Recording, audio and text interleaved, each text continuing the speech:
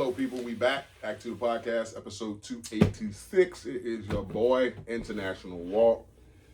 About to go international again. Sitting here with the beautiful. Your girl, Tasha, co-hostess with the mostest. And we back. Y'all back. We back. Let's get right to it. How you be? I was tired. Motherfucking tired. That's what I thought you was going to do today. But I'm good. I am tired. I'm sleepy. I'm not tired. Like I'm just sleepy today. And you didn't go back to sleep this morning? I didn't. And then I was on my feet for about 4 hours straight. Then Fuck with that TikTok. The gym. The TikTok, Instagram, Reels, you get reeled in. But I'm good though. Mentally I'm a 9. I feel good. Yeah, I feel good. I'm grateful, filled with joy and gratitude and love and peace. So I'm just work the energy out of her. Yeah. I'm no sleepy. Pep. Yeah. No pep. But other than that, I'm good. Finances, a 9. God is extremely, extremely merciful and so grateful for His blessings. Work is a 9. Work is good. This busy week this week. But work is good. No complaints. Got a couple little projects to do with my job, but getting them done. And physically I'm a 9 too. I feel good. Little aches and pains here, but like nothing crazy. Just from working out. And I got a sore in my nose.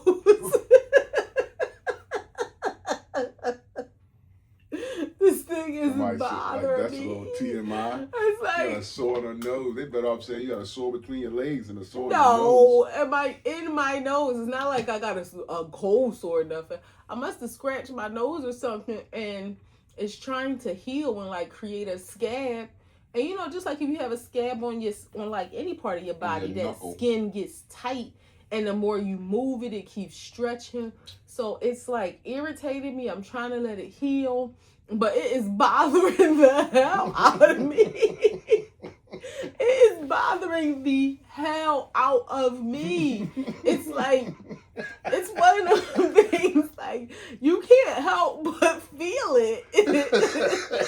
You can't help. It's like something being, like, on your eyelid or something. I don't know, like, a part of your body that you can't, like, something being on your tongue. You're always bump on your tongue.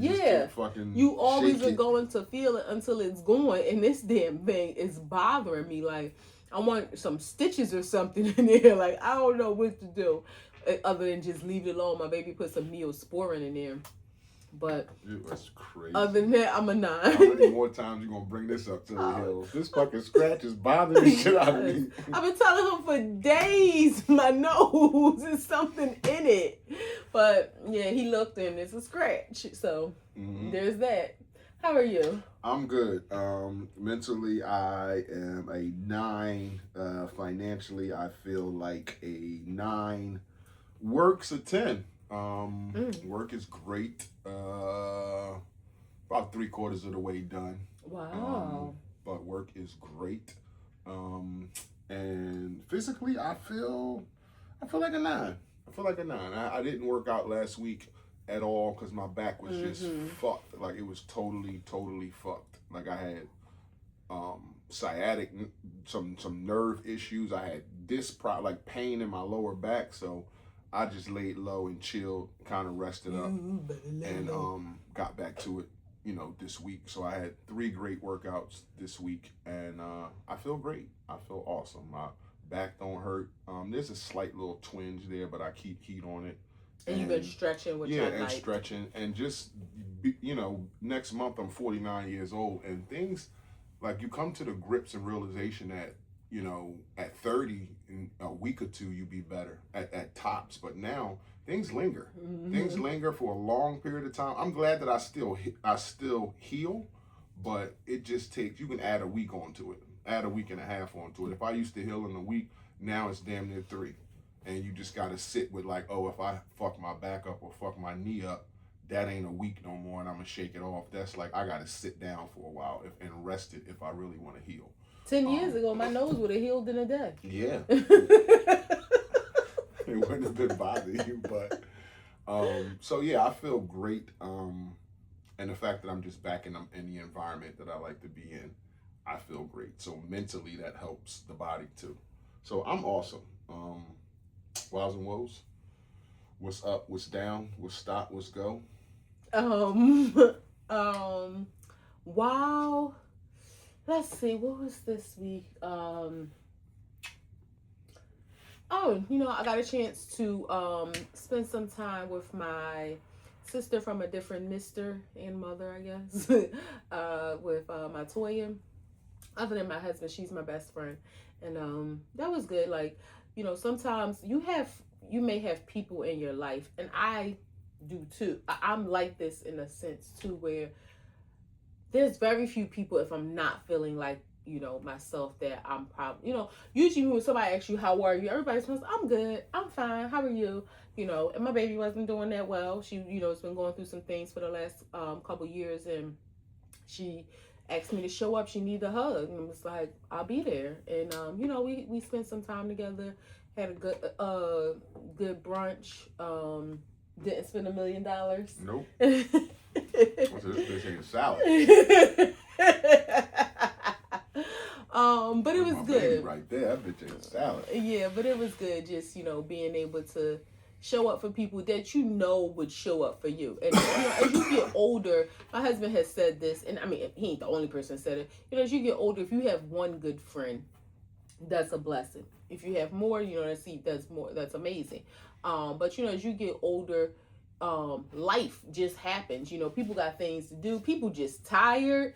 You live distances apart, so you may not always be able to see, each other as often as you want, but being able to show up and support one another, especially those when that it's reciprocal. I saw a meme that said a girl was like trying to dip behind a tree, and on the screen it said, me trying to hide from plans I made when I was in a good mood.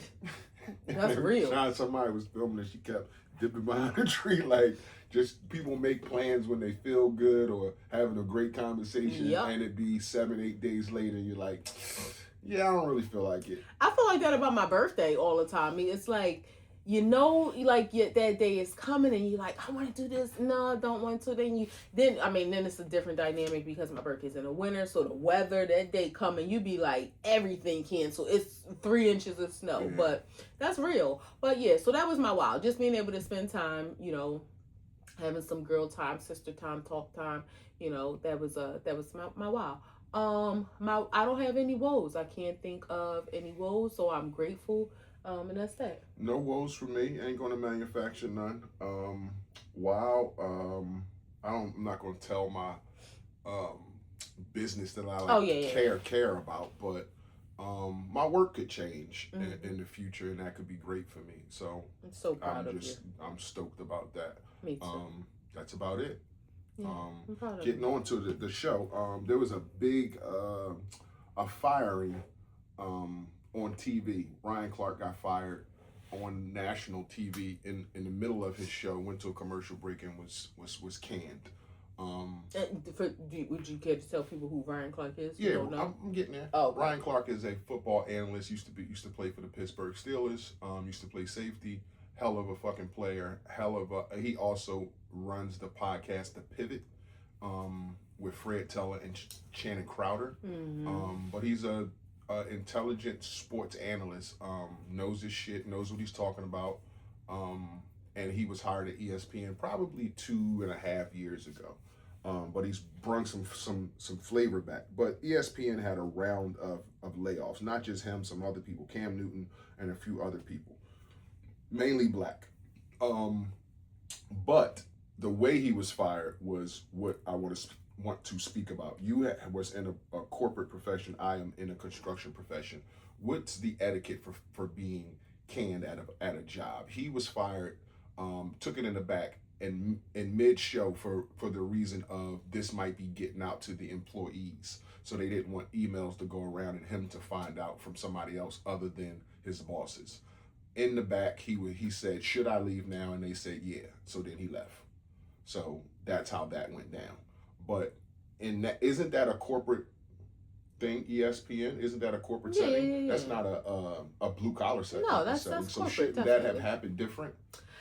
So I mean, even if you was going to get canned, it's like, okay, the end of the day, the end of the show, this is going to look weird if we come back from commercial with one less person.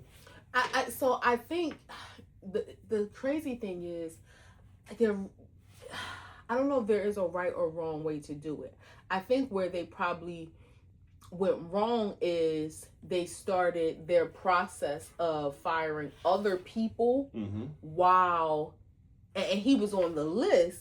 So they started firing other people while he was doing the show, and out of fear of it getting back to him, I guess that's where they decided, out of respect for him, if you want to call it that, to let him know, like to let it come from them before it came from. Would that be sources. Is that respect in that sense? Because like he could have got a text on his phone saying, "Yo, they firing people over there. I heard your name on the list," and he in the middle of a show. So is that respect, knowing that this information could get out? I think it is, but I also think that they should have thought. They're too big of an organization to have not thought of this in a different way. Like, I hate to say, because is ESP, are they like on 24 hours a day or something like that? Owned by Disney. Okay, but I mean, so my thing is, fire people 8 o'clock in the morning or something like that. 7 o'clock, I mean, whatever time, 8 o'clock in the morning, let's say, before the first show, like the first prime time day. Which his show comes on at 8 o'clock. Okay, so make it happen at 7:30. Okay. You know, that sort of thing. And it's kind of like, okay, I'll speak from personal experience. It's kind of hard because when you think about no matter how huge of an organization is, you only have but so many HR people, and depending on how many people are being let go, that person can't talk to everybody at the same time. Mm-hmm. So unless you have multiple people reaching out to multiple people at the same time, you're running the risk of one person telling the next person. In that type of corporation, as big as that is, from your experience, do you think they have more than one HR person? I do, but now I don't know how many people got fired. Okay. Right. It was like 40. So they probably don't have 40 HR people. So let's say they have 10. Mm-hmm. You know. And each person get 10 people to reach out. Yeah. So, you know, well, no, because you said 40, so each person would have 4 people to reach out to. Okay. Right? So, and 10 is stretching it. But let's just say, you know, again, once that first batch is done, the phone calls are going to start.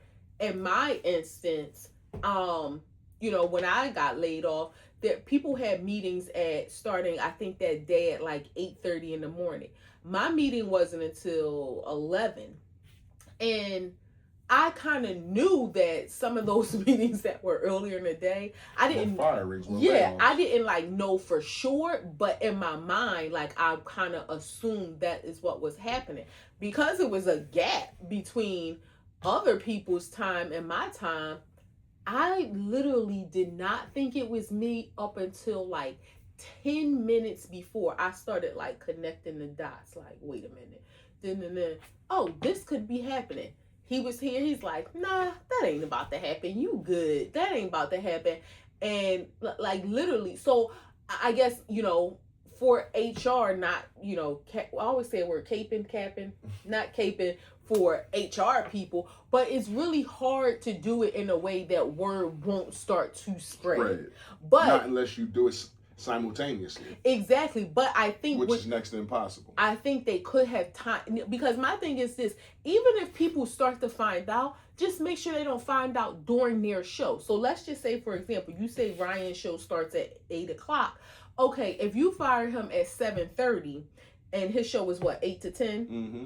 Okay, the person whose show comes on at 10, if he gets fired at 7:30, that person whose show, or one of the people whose show come on at 10, they may be getting fired too, so they may get wind of it, and that's fine. Tell them at 9:30. Just don't let them find out during their show. So I think that's where they went wrong. The coordinating the logistics. Like, if y'all knew Ryan was on the list, Ryan should have been taken care of before the show started. Now, some people can look at it two different ways. From taking it away from Ryan, but just in corporate America. Okay, let's say you wake up for work, and you work in the office, right? You work a 9 to 5. Do you want to wake up and get a call at 7:30 in the morning? Now, I'm gonna give you a couple different scenarios. Do you want to get a call at 7:30 in the morning saying, "Hey, just want to talk to you. You know, we had to make some decisions. Blah blah blah blah.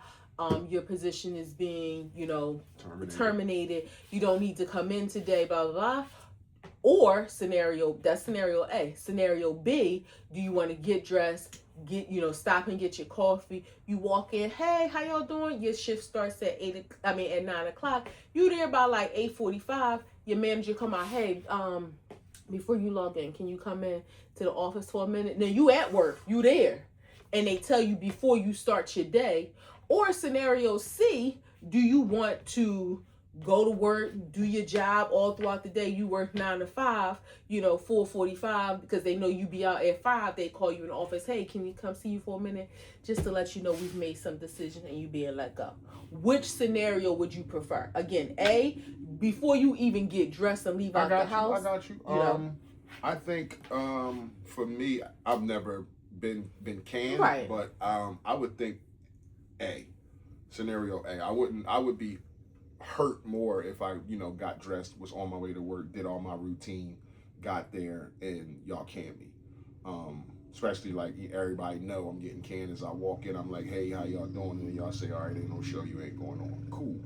I'm hurt, but I would be more hurt if I was doing the show, doing my thing, and you guys said, "Okay, we're going to commercial break." No, but I'm taking that out. I'm taking his scenario out. I'm talking about you working in the office. Okay. Yeah, I will go A. I said A. Okay. Yeah. So I mean, and again, people can have I think A too, but some people may say that, like, mess up your morning. You get that call first thing in the morning, but I would go A too, rather than get to the office and you be like, "Why you let me drive all the way here?" You can do it simultaneously with an email. Now, I don't know, again, the etiquette and how an email comes off and being let go, depending on how it's worded and how long it is. It can seem sincere.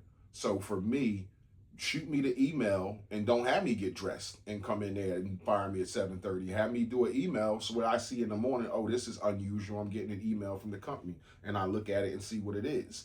But I don't know if that's a thing in corporate America. And again, in corporate, and I know that's corporate, but this happens differently if you're and they are employees, but they're contracted employees. If you're just an employee, which I don't think that all 400 people that work for ESPN are contracted employees, but if you're just an employee of ESPN. Wait, you said 400 people got fired or 400 people work there. Okay. So that's all I'm saying is I don't know if all of them are under contract, like 2-year, 3-year contracts. Some people could just be employees.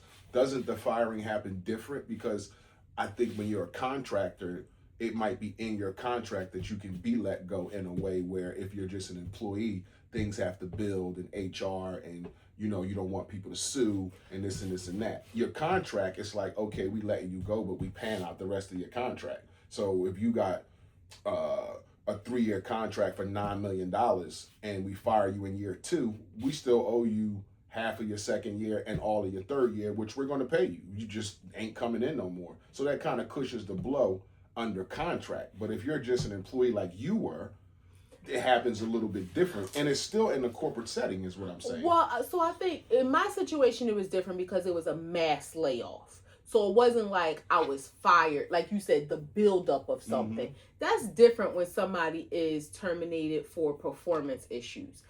When it's like a layoff, being your employee, and again, I still got paid for a period of time, and financially it was to our advantage.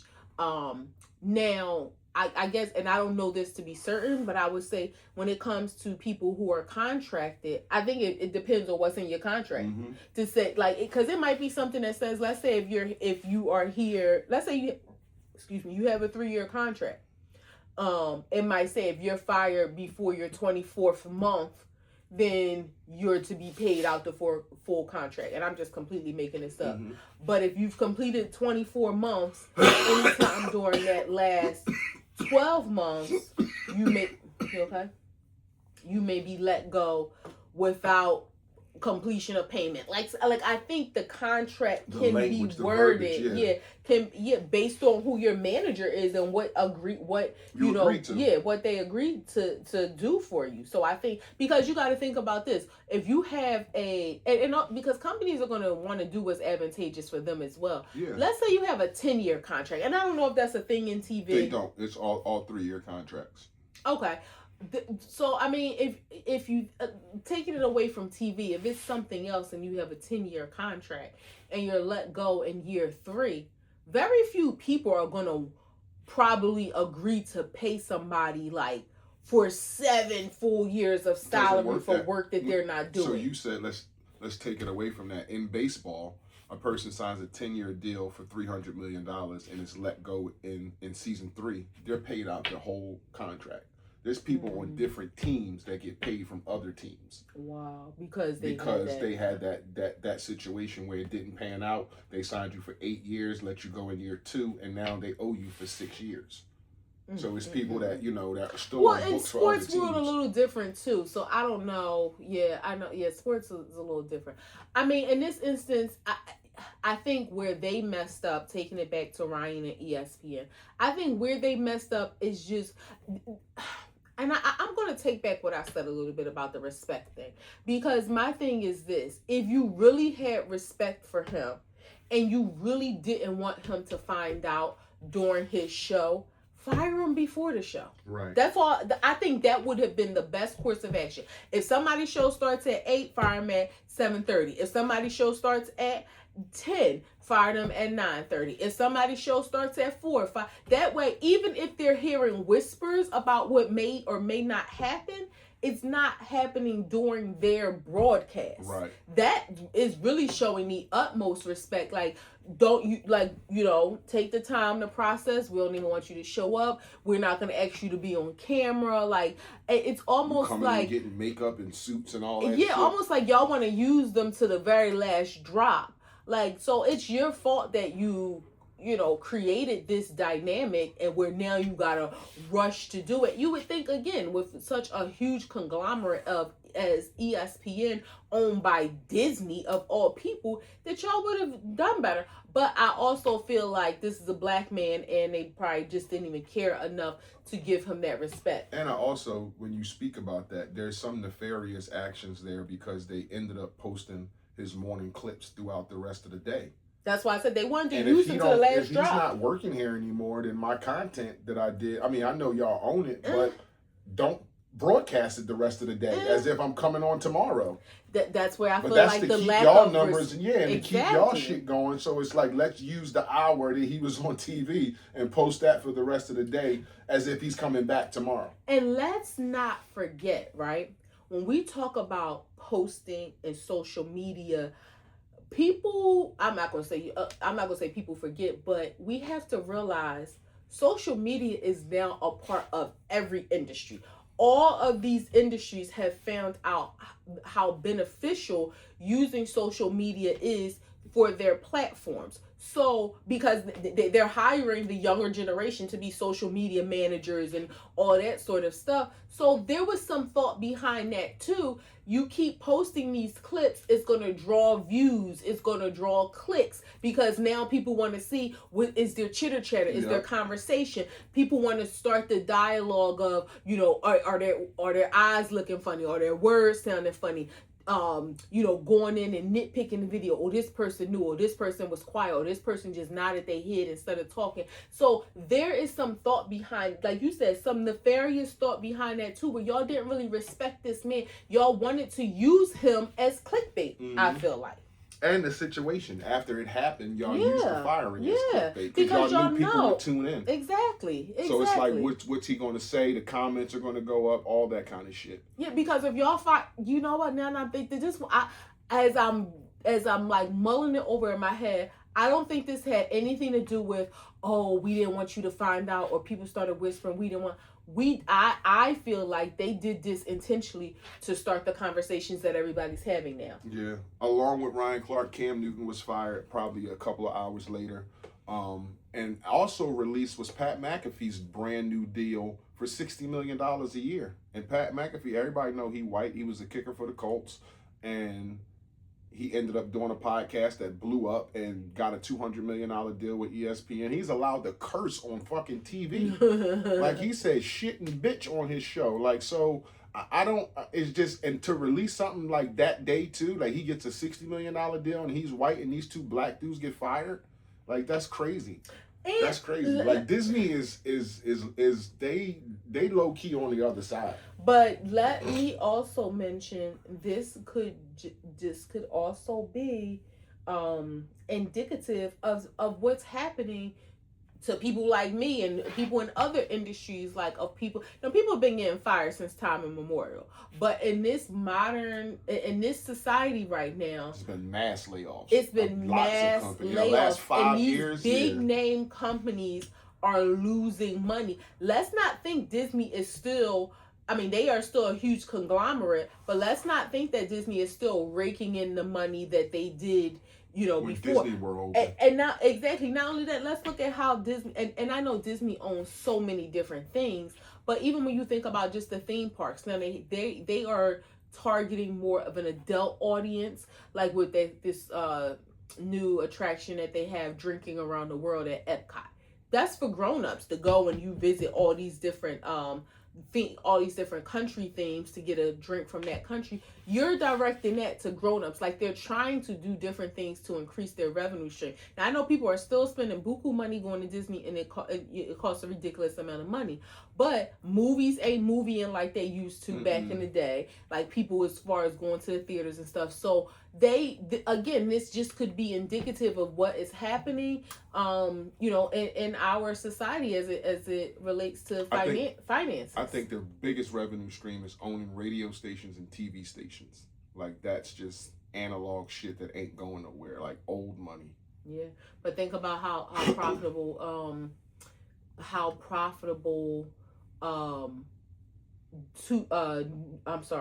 radio stations and news. I know they own TV stations in general, but like news stations and things like that, people don't watch TV the same. No, because that shit's an opinion. Yeah. It's not news. I don't even know, like, like the Disney shows that, and this was kind of after my generation, more my sisters, but like the shit with Raven That's So Raven and Hannah Montana. Mm-hmm. Like Justin Timberlake and Britney and them, I think were, but I didn't watch that. Yeah, that was your generation, the Mickey Mouse Club. Exactly. Yeah, but I never watched those kind of shows. But I don't even know if those kind of shows even, like, is there a generation of those kids that come on now? I wouldn't know. We don't watch linear TV. Yeah, so we wouldn't know that. But shouts out to Ryan Clark. He's super dope. Sure, and I'm sure in his contract, things. because he got the podcast, because I'm sure in those contracts there are non-compete clauses. So you can't like work for FS1 for a year or 6 months or whatever you agreed to. So it's whatever you agreed to. But I'm sure a company, a corporation like Disney, ESPN has non-compete clauses. You're not going to get laid off and be on somebody else's TV the next day. He got his own thing. Yeah, so he has his own thing to, and I'm sure it'll be a lot more of the Pivot podcast, but you probably won't see him on TV again for another year or so. Yeah. Because that's just how that shit works. You had, I don't even know where to go from here. Help me. Well, I mean, talking about things happening, nefarious things happening. This is like not related to ESPN, but the David, I don't know how David, his name is David. The David trial. This dude is wow. So they found a 14-year-old girl in his Tesla trunk in a parking lot while he was on tour in another country. And David is spelled D4VID. He's a singer. Yeah. African American singer. I don't know his where he's from. I don't know if he's American or from another country or something like that. But again, they found this girl in his Tesla. He still was on tour. He wouldn't come back from the country. Eventually, he came back and was home. A little while later, they locked his ass up. But on trial for this. Well, he's in his preliminary hearing. They're trying to see if he should go to trial, which I think he should take a goddamn deal. But on the first day, they said they found that he started a relationship with this girl at 11 years old. All this came out in court. And he started a sexual relationship with this girl at 13 years old. And he's how many years older than her? I think he's almost 30. Okay. So he ended up murdering her because she was going to expose the relationship. This motherfucker went on Amazon, bought chainsaws, bought body bags, masks, gloves, all that kind of shit. Removed her ring finger because she had a tattoo on it that said David. Chopped her body up and put it in bags and left it in the trunk to be decomposed. They said when they opened the trunk, there was maggots and insects and all this kind of stuff. So yeah, her mother and father had to sit in court on the first day and listen to this shit. The mom walked out. The dad, he just just sat there and bared everything. But dude is going to jail for a long, long, long time, like almost ever.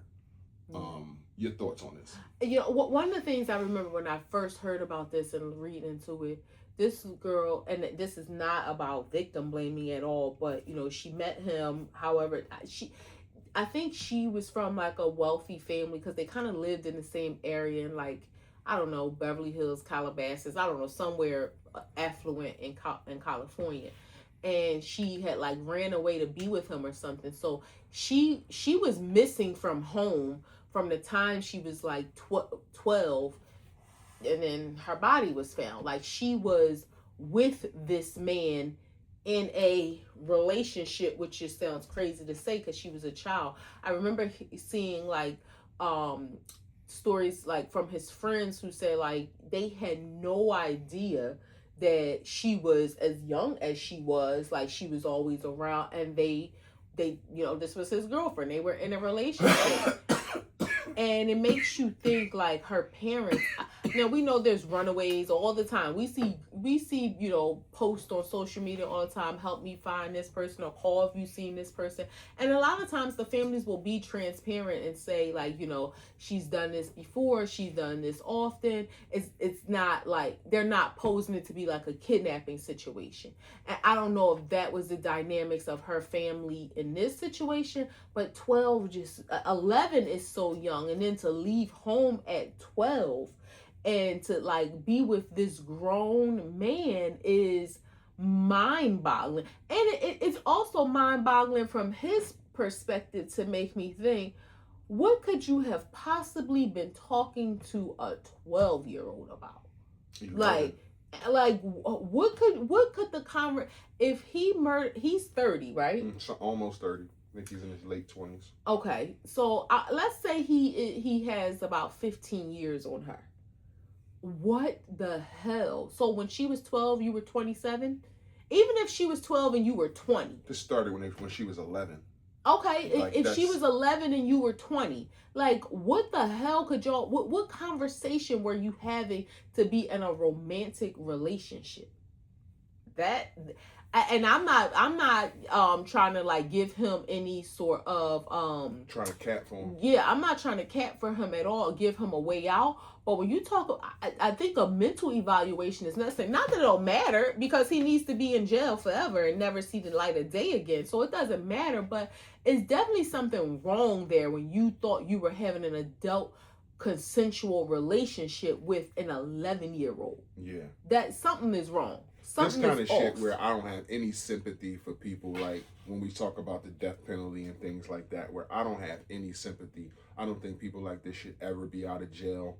If this was my daughter or cousin or sister or a niece, you're like, it's just, it's a fucked up thing. And people like this, I think, should get the death penalty. I think if you killed that 11-year-old, I mean, she was 14, but you killed that little young girl before she was able to live her life, and you got her all wrapped up in this relationship, and you're a fucking old man, then nah. Like you predatory to me, and I don't have no sympathy. All that, you know, free David, or, you know, like guys like this, I think 30 years is enough. Nope, I think the death penalty is enough. Like, so I'll be on board for the death penalty and shit like this, where you seeked out and you sought out, and you murdering like with malice in your heart just to be doing it.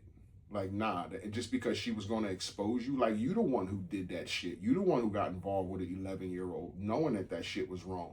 So now she want to talk about it and expose it, probably because you ignoring her or not giving her the attention that she want or require. And now this is what you do. Nah, I'm not down for that. I ain't down for that. So fuck David. And the crazy, I've seen his name before, just like maybe scrolling through music or something, but I wouldn't be able to tell you any songs or anything. But supposedly he had songs like written about her. Yeah. Like he really was in love, if that's what you want to call it. He really is a fucking psychopath. Like people who kill people, dismember people, and then write songs about them, who take their middle finger, who order chainsaws to cut them up. Like that shit is unreal. That's movie shit. Yeah. And if you're a regular human being thinking like that, you should be dead. That's how I feel about it. And talking about death, why do people get so fucking nasty? Wait. Before we go there, though, there was another mom who, similar situation. Her 13-year-old daughter had met a young man online who was 20 years old. Mom came home from work. The 13-year-old daughter had invited the gentleman over. And I guess when the mom came home, they wasn't expecting him, so he was under the bed. The mom come in, find him under the bed. I guess whatever happens, he gets him out. She's telling him to get out, leave him, whatever, and she shoots him in the back of the head. My assumption, in a fit of, and the daughter admitted, like, her mom had told her not to talk to boys, and that said something to the effect of she would put a bullet in him if she ever caught him. Like a lot of parents say, like, you better not let me catch you with no boy up in this house. And she got caught with a boy up in that house, a man up in that house, and he lost his life. And the mom is going to go to jail because it wasn't self-defense. It was out of anger. He's leaving out the house, and she shot him in the back of the head on a porch. So which shows that he was no longer in the house. And understandably, being upset is doesn't even describe the feeling that I'm sure this mom had. Because I can only imagine one of our nieces.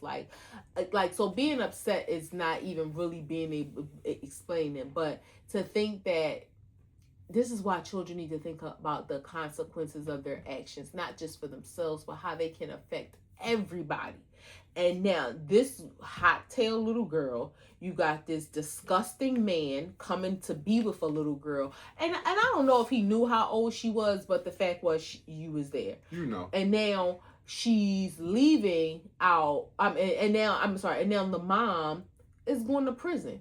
And again, it wasn't necessarily protection in the sense that she was in danger at that moment. No, it was anger. Yeah. That's anger. And again, this is going to sound totally contradictory to what we last was talking about, but I have a different take.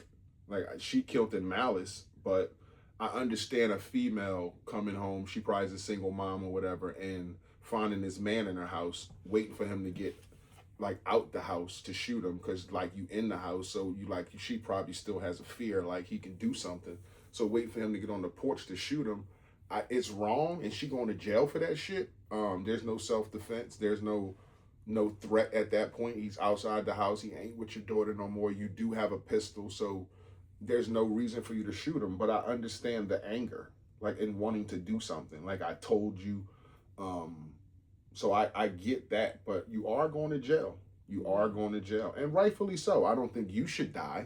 I don't think you should get 100 fucking years, but you should be punished because you took a life. And I don't know if he should have died in that situation. Now, if that's the case, you should have shot him under the bed. Right. If that's or wait till he stood up and said he lunged at you, and then shot him right there in the bedroom. But it sounded like the daughter might have snitched on him. I was about to say, and that don't know how that would play out with you and your daughter, because you might have scared the shit out of her. She might have said, nah, mommy killed him. Mommy killed him. She shot the shit out of him. And if you shot him under the bed, he's dead under the bed. So he ain't really a threat there. Yeah. There's a lot you got to think about to kill somebody. Yeah. There's a lot you got to think about. That's why you just shouldn't be killing people. But that situation makes you warrant, or makes you think that killing is warranted. And it sounds crazy, but it's like, is killing ever warranted? Like this human society started out, you got killed for land, got killed for food.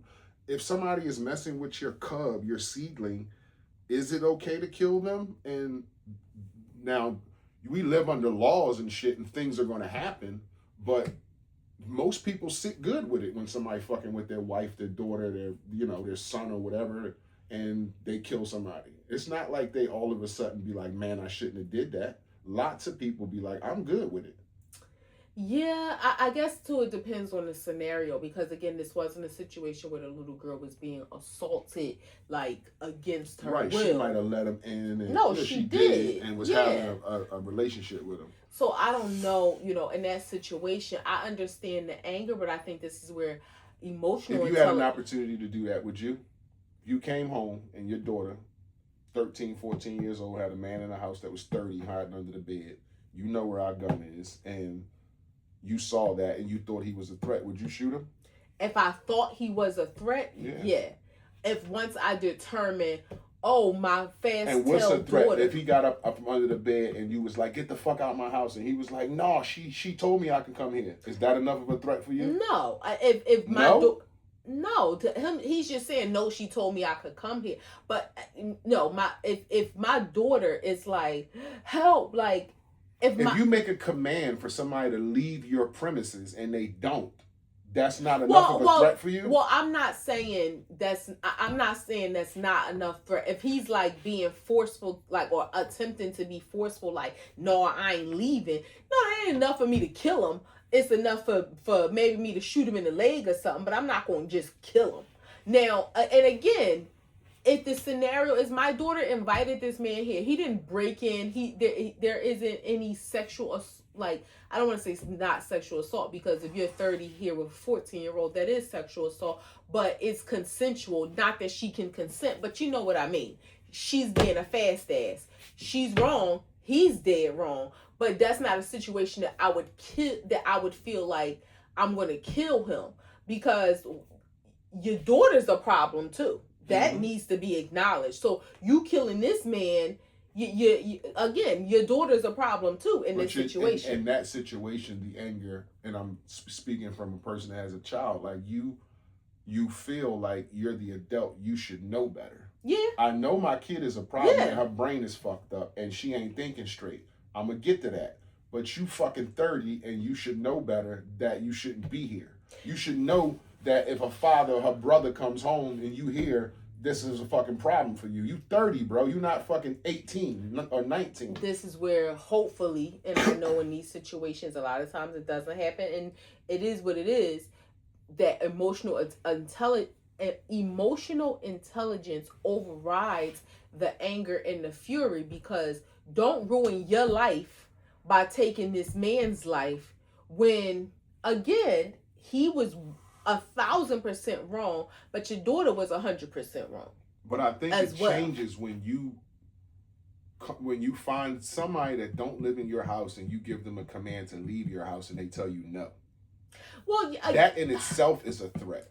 Now, I'm not saying they should die behind that, but you have a right in that situation itself that this is my house. You can't tell me no if I don't want you here. No, I get that, but again, like I said, I know in those instances emotions are flaring, and I just hope that somebody don't kill somebody because he said, no, man, she invited me over here. That's not necessarily a threat. Yeah, he's not cooperating when you told him to leave.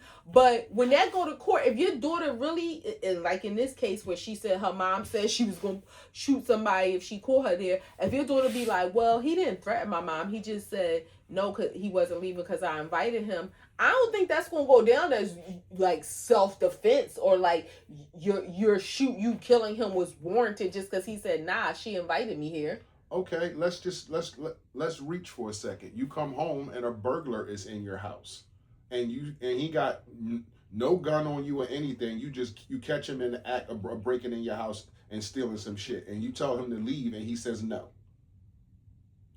Are you allowed to hurt him? Are you allowed to physically remove him? Are you allowed to to do something that might injure him, whereas though you're not gonna go to jail. Like, do you think you have a right? Because I think you do have a right to remove somebody from your property that do not belong there, which that guy would not belong there, regardless if a 13-year-old invited you here or I found you here. No, but again, so now you're talking about a situation is you and a burglar, you shoot him, you could say, okay, I was in fear for my life, he was a stranger in my house. In this situation, if you got a daughter saying, nah, he ain't do nothing to my mom, she just shot him, that's where, like, now you got a third party. I hear what you're saying, but I don't think, why wouldn't it apply? It's a stranger in my house to me. This is my house. Fuck what my daughter is saying. It's my house. You can't don't know this what my daughter is saying when... I don't know this guy's first name. He's a stranger to me. Okay, but if your daughter is there too, and the cops are going to talk to her too and say, did he break in? Did he hurt you? Did you let him here? You know, were you afraid? Like, what? Like, that's all that. I get what you're saying. She's going to say, no, I let him in. He was my friend. Yeah. But I'm, as a parent, when I came home, a strange man was under my daughter's bed. I asked him to leave. He said no. I shot him. Okay, completely different scenario. You bring a work guy, a work guy from home. I mean, from work, and y'all, sitting chilling after work, having a cup of coffee or something. I come home. Never. Who like? That's cat. What are you doing in my house? I don't know you. Get out. And he'd be like, nah, Walter invited me here. I can't shoot him. Like, that's the same thing. I can't shoot him. I don't know him. I don't know why you here. I didn't invite you here. I told you to leave. You told me no. I can't shoot you. Where am I at? You could have went to the bathroom. If you had a gun on you, came in the house and somebody was sitting there, you absolutely can remove them from your house. No, you're not saying remove them. You're saying shoot them in the house. Well, that's different. If you came in, dropped your bag off, came upstairs, and the dude that I brought home was under the bed, would you fucking shoot him then? Well, that's different. Okay, then let's keep the scenario the same. He ain't sitting on the couch having a cup of coffee. But once he's leaving on the porch, I can't shoot him. I would think not. I'm agreeing with you with that. Yeah.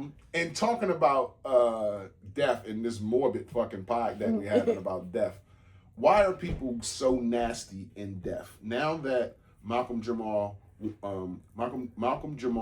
has passed away, Chadwick Boseman, Malcolm Jamal-Warner's his wife is suing his mom to get off the estate because allocations of the funds ain't right. Chadwick Boseman's his brother is suing his wife because the funds ain't being allocated right. Like, what is it like?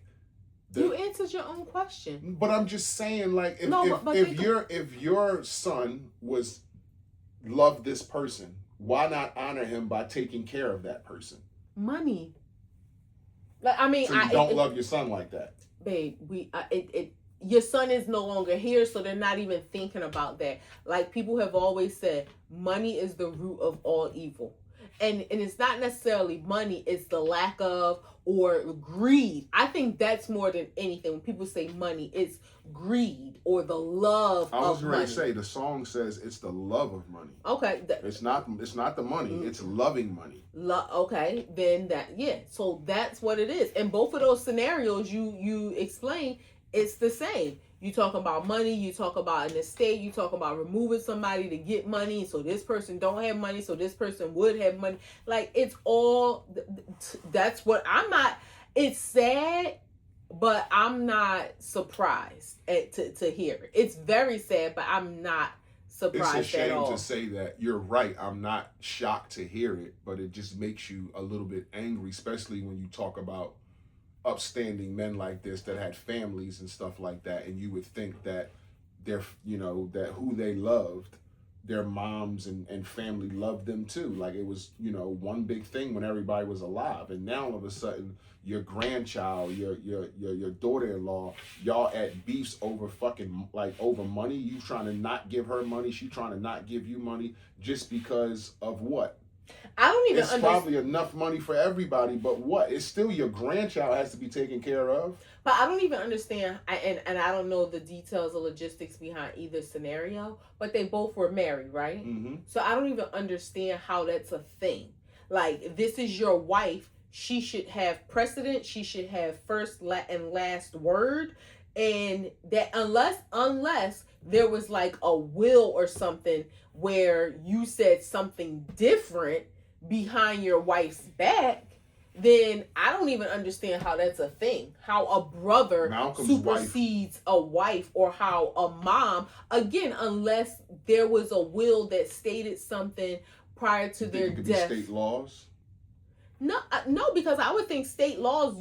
I think it has to be something in writing that usurps state laws. Because I thought in state laws, your wife is your next of kin. I don't know that. I agree with you. I don't know that to be true in all the states. That's why I said it could be state law where some shit just might be different. I know for Malcolm's situation, his wife is suing his mom because the funds ain't allocated right. Like she's like, I can't take care of me and my daughter. I don't know whether that's a entitlement the wife thing. Is suing the mom. Yeah. Okay. And in Chadwick's situation, his brother is suing his wife, saying he needs money. Yeah. So it's like somebody in both situations, funds ain't being allocated the way they're supposed to. So let's just allocate funds the way they're supposed to. Well, but no, it doesn't. So when you say the way it's supposed to, it sounds like they're trying to change whatever. So to what it sounds like to me, Malcolm must have had something in writing saying that his mom got some money and instead of the wife, or maybe. Maybe they split it and the wife is like, nah. I mean, because who's to say Malcolm Jamal-Warner may have been living and been comfortable, but who's been working for 35 years. He never stopped working, babe. He wasn't one of those actors. But we don't know. But we don't know what his bills were. I don't. You know what I mean? He just didn't seem like the guy with 10 houses and 50 cars and all the flash. He seemed like and again, that's just assumption. He seemed like a commonplace. A dude, the dude next door. He didn't seem all flashy. Yeah, he lived in Hollywood or whatever, but he might have lived in a $1-2 million house. Let's say he had $1 million in a life insurance policy. Okay, if you got to split that between your mom and your wife, and then you're talking about $500,000 each.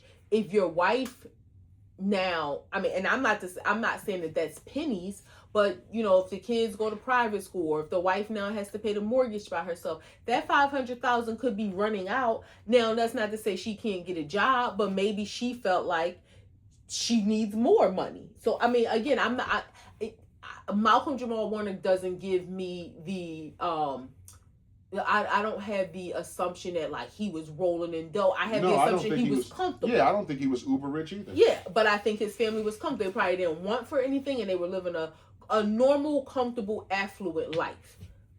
But with that being said, now that he's gone, that money may be, because like you said, he always worked. So on top of whatever money that was like savings or whatever, there was probably additional money rolling in. Well, that's going to stop now, right? Mm-hmm. So again, let's just say $1 million policy, you get $500,000 and he had allocated for his mom to get $500,000. I mean, the wife could feel like, I need more. So let's just say his net worth was $6 million when he passed. Okay. Everything he owns, assets, all the shit, his catalog of stuff that he may have owned and created, because he was a director also. Okay. So let's just say he had a net worth of $5-6 million. Like, that should be enough to. That's if they want to sell that stuff, though. When you talk about assets, like, I mean, again, just because you own movies and things like that, like, doesn't mean that's part of your income that's coming in every year is your catalog. That's what creates your estate. What else is your estate? Well, it's not just cash. But when you say that's what comes in from where? Like residuals? If nobody's watching it or nothing's happening with it, like that's like Scarface. Whoever owns that, they're probably not still making money off of it unless it's streaming or people are buying it. So when you think about the movies that he has, the residuals is probably not anything that she can live on forever. Mm-hmm. You know what I mean? So that's what it sounds like to me. Now, in the Chadwick case, it sounds like maybe, and again, I don't know anything about this. This is just my assumption. Maybe the wife got all the money, and who knows? When he was alive, he might have been one of those people who you're the well-to-do family member, and you're taking care of your brother, you're taking care of this person, you're taking care of that person. Well, now you're gone. The wife may have got everything, and she ain't taking care of the brother no more. She ain't taking care of the sister no more. She ain't taking care of the nieces and nephews. Not saying she don't still love them, but maybe he was paying his, who knows? He could have been paying his brother's mortgage every month just because he had it to do. And the brother might feel like, well, my brother ain't here no more and I need help. And she might say no. Mm-hmm. But I'm not surprised at any of this because it's all surrounding money. It's just sad when you see, like, you know, damn, these people, wives and kids, they fighting amongst each other. Like the main people, the moms, the wives, and the kids. Like, y'all should be taken care of. And I just, it seems like in these situations, doesn't seem like these guys were bad dudes or, you know, they was mixed up in bad relationships, but it's the other people, because now you got to think, if they were the buffers in the, like, for Malcolm Jamal-Warner, maybe his wife and his mom ain't get along. Right. I don't know. And he was the buffer. Right. For Chadwick, again, the wife could have been like, I love my husband, my man, but he got this family over there. He always doing something for him. She probably can't stop him, but then he ain't here. She cut off the faucet. And this is all conjecture because we don't know. Yeah. But just thinking of the possible reasons this could be happening, but I'm just not surprised. It's unfortunate, but I'm not surprised. I'm not surprised neither, but again, it just is like, damn, man, like people get nasty in death when, like you said, when it comes to some fucking money, for the love like of Jesus money. Christ, like you could be splitting $50,000 4 ways and motherfuckers will never speak again over it, and it's not like life-changing money. It's crazy. It's just weird to me. 3 grams. Trump is approving Bill Gates' lab-grown meat to go in Taco Bell and KFC. You got to spread the word to family, friends. Don't stop in no Taco Bells. Don't stop in no KFCs. Even if you want a little quick lunch, some chicken tenders or something, that shit is 3D printed meat. You know, it's gonna kill you. It's weird to say because I when you talk about, I don't know anybody that eats Taco Bell that I know of, and KFC. You hear most people. We heard Erica and the kids say that they eat Taco Bell before. No, that they've eaten it before, but I mean, like in a rush, like, oh shit, they go Taco Bell, let's go get 6 tacos. No, out of 10 times of I heard Will Lair say he eats. I just said they've eaten it before, but out of 10 times of needing something to eat, that's probably going to be number 10 on the list. Is all I'm saying. But they ain't checking. Like, they'll go to McDonald's, they'll go to Burger King, they'll go to Wendy's, they'll go to Chick-fil-A, they'll go to Zaxby's, they'll go to a lot of different places. Now again, if it ain't no other options, I'm not saying they won't. Right, and I'm not saying that to throw shots. I'm saying that because I want to not let them die from eating fucking this kind of meat. But the sad part is, I don't even think that's probably what all that they're telling us is just those 2 places. I don't think it's going to stop there at all.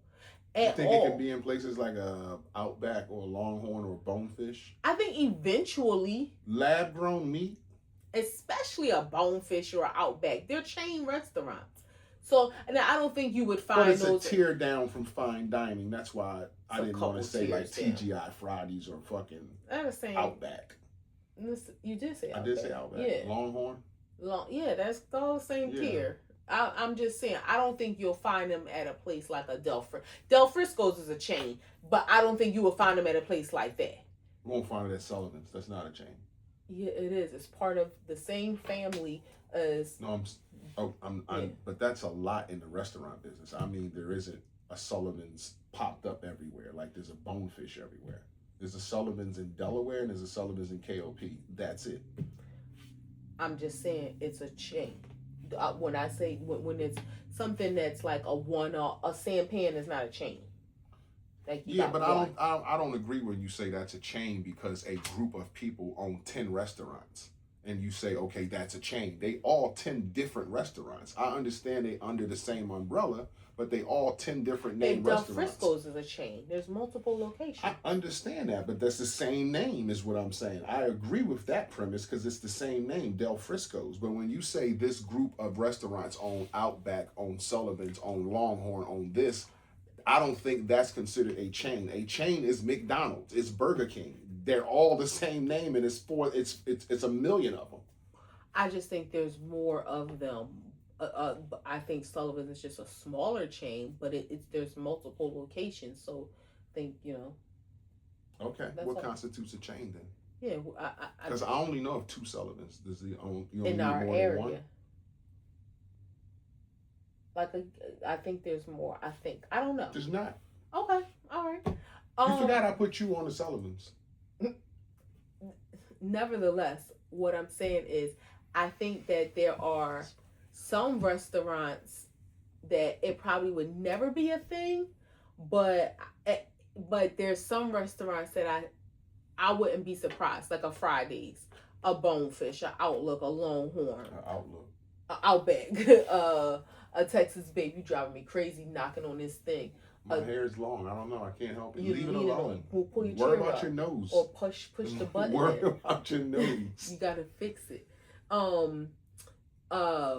Texas Roadhouse, like those kind of Applebee's. Like I think they're chains. No, we're off that now. I'm talking about I wouldn't be surprised to see it pop. Like I don't think it's just going to be the fast food restaurants. I wouldn't be, because when you're talking about dollars and cents. I don't agree. I don't think you can put fucking lab grown meat in a fine dining establishment. Butcher and Singer ain't gonna have no fucking. I didn't say butcher. All the places I named, none of them are fine dining. I said like a Texas Longhorn, a Texas Roadhouse, a Longhorn, an Outback, a Fridays, a Chili's, a Applebee's.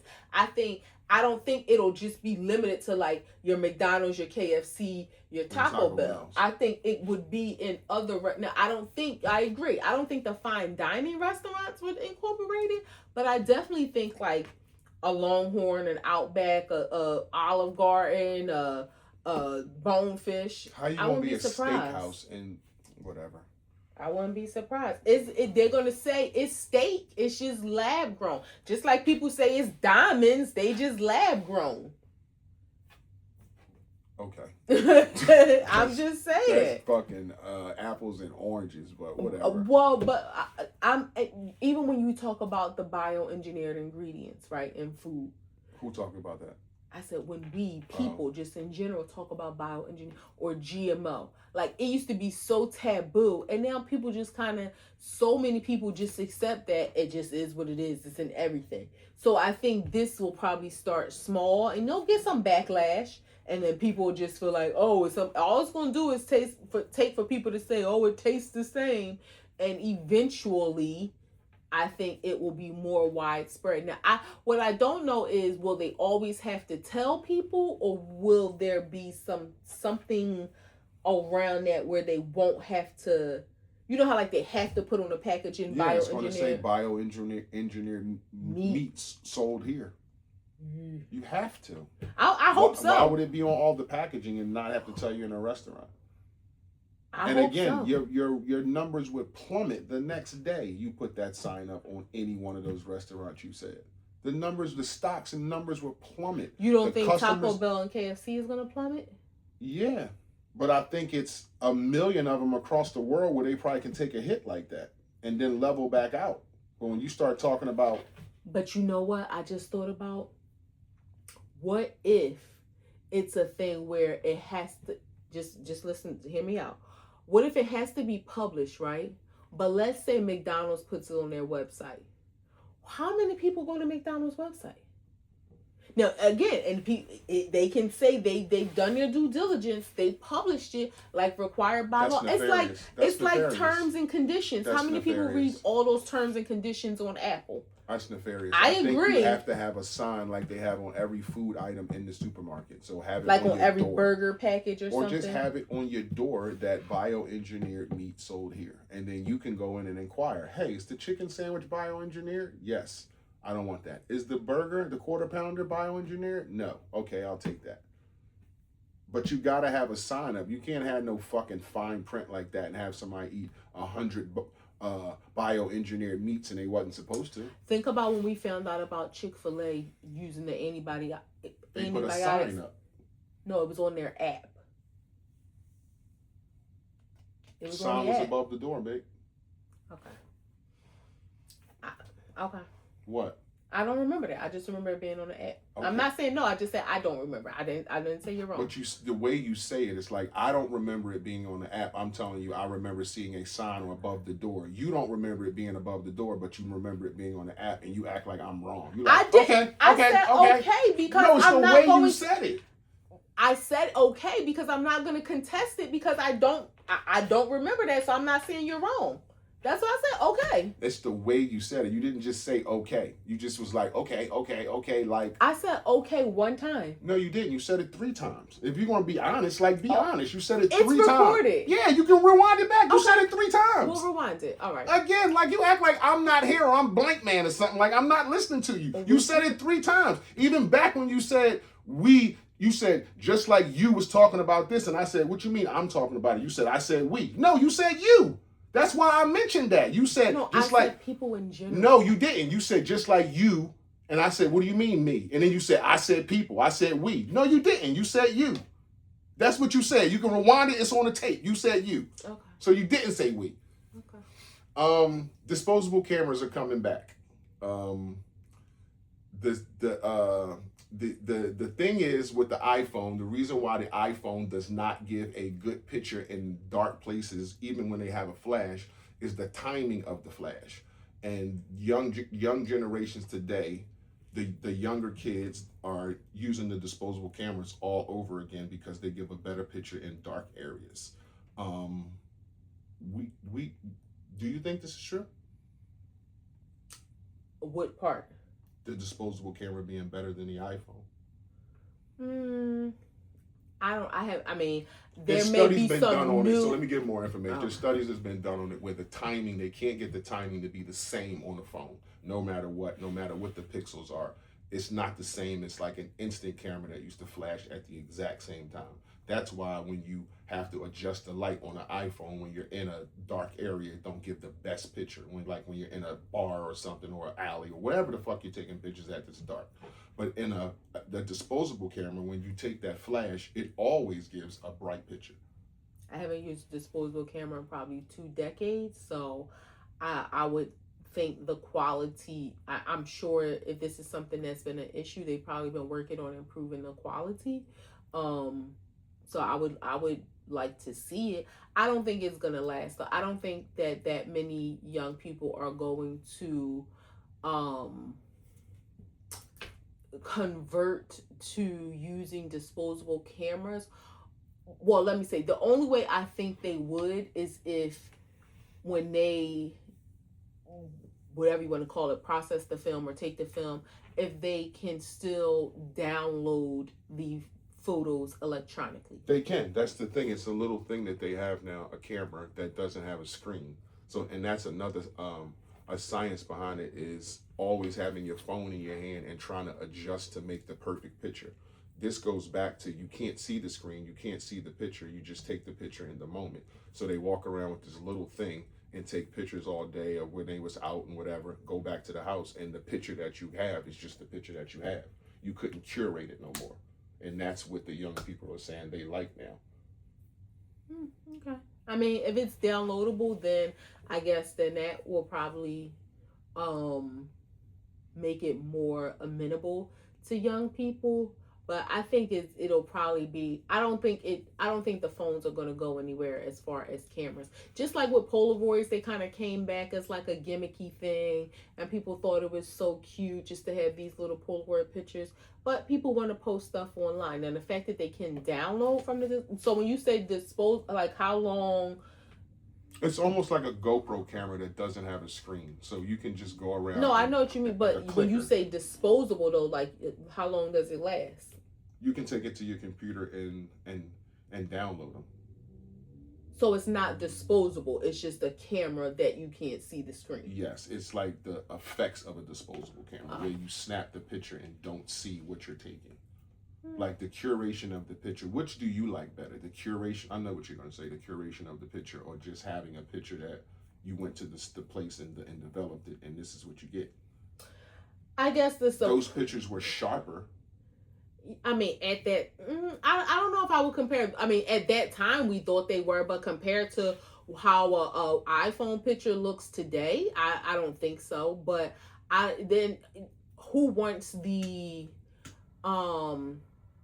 that would be so disappointing when you would go to like get film developed and you realize like, okay, out of 24 pictures, 12 of them, an arm was in the way, or you sneezed, or you blinked, or something, and you didn't have a chance to redo it, and you can't re-see it. So it's kind of like in hindsight, you see the benefit of wasn't that just a part of it?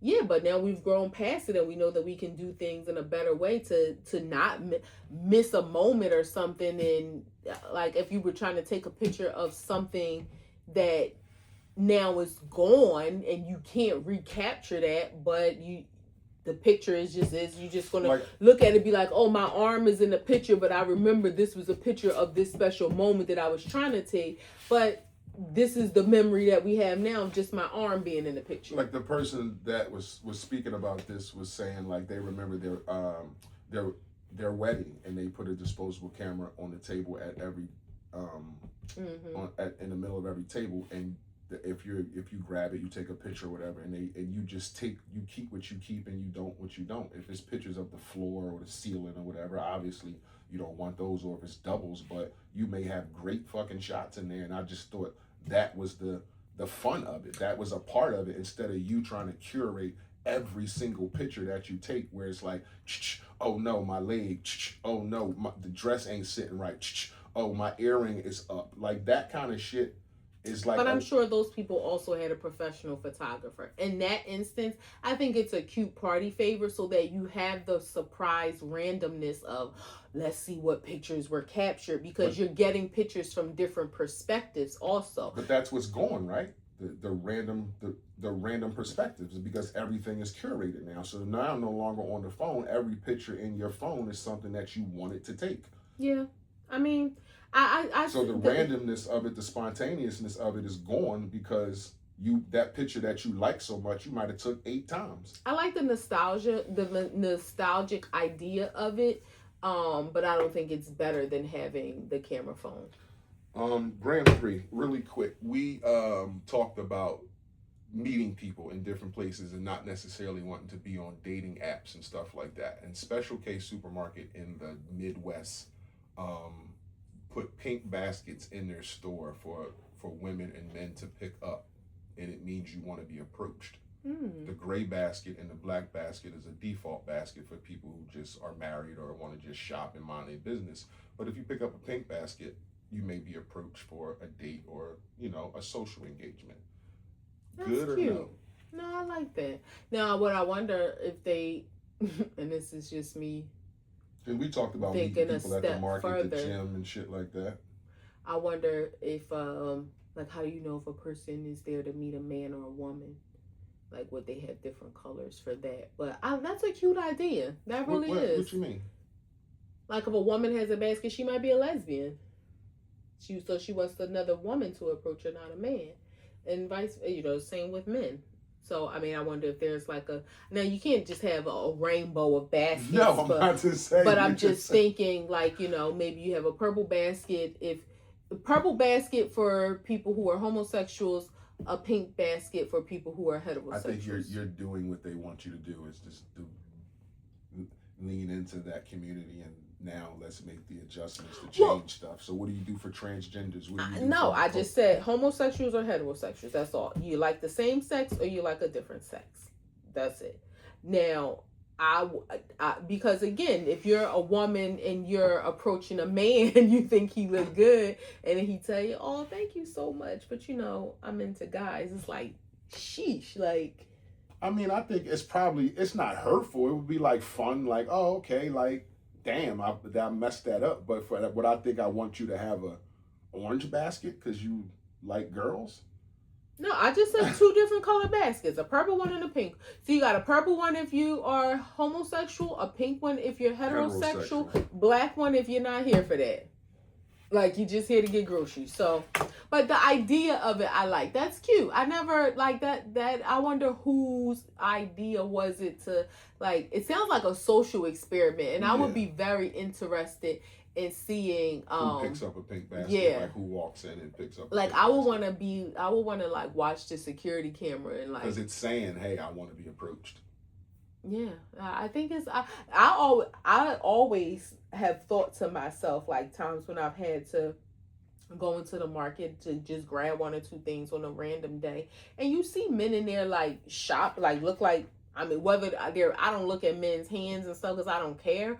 So I don't know whether they're married or single, but they're shopping as if they're shopping like for their homes or something. And I would think like, if you're single, that's a good place to like meet a man or a woman. Like you see, I think to me it seems like more men do their like random grocery shopping on like the what do you call it, off schedule. Like most people go grocery shopping Saturday or Sunday, and it seemed like on a Tuesday or a Thursday would be like a time where I probably want to go grocery shopping if I was looking for a man. Yeah. Off peak. That's what I was trying to think. And if off you're peak. a woman, you would clock his basket to see like, are you shopping where it looks like you shopping for a single man or it looks like you shopping for a family? You got Lunchables in there, or you got like some dinners just for a man at night, or like you know what I mean, like that kind of thing. Be... You got cereal in there, which will make me think you got young kids. You got Lunchables. I know you got young kids. Right, because if you got Crustables, I know you got young kids. Because he could be a single dad, or his kid. You know, he could be a dad that has his kids a couple days a week. So that wouldn't necessarily indicate that he had a person. A person, but like if he had because even tampons you can have a daughter, but you would think your daughter would probably, you know, do that her own. So I mean, there may be some things that would allude to there being a woman there if you had like if you were buying flowers or tampons. I probably would stay away from because I would probably assume he picking this up for his girl or his wife. This is hard. Pink Roses soap.